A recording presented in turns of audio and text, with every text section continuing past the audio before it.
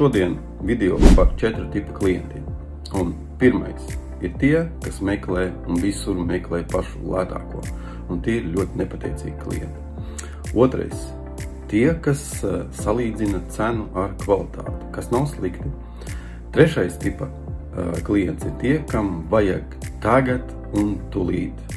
Un ceturtais tipa klients ir tie, kas meklēs pašu dārgāko, vienmēr to arī nopirks un zina, ka saņems pašu labāko. Tad jautājums, ar kādiem tipa klientiem strādāt un kam veidot piedāvājumu. Kādreiz es teiktu, ka jāstrādā ir ar visiem klientiem, jo tā tu it kā var vairāk nopelnīt. Bet patiesībā tā ir ļoti liela kļūda. Un kāpēc? Redz, tiem klientiem, kam vajag pašu lētāko, viņi saprot, ka pērk sūdu. Bet iedomājas un cer, ka šoreiz nopirks kaut ko lētu un kvalitatīvu. Bet ilūzijas ar realitāti atšķiras. Un tev kā pārdevējiem sevi reklamēt, ka pie mums vienmēr viss ir pa lētu,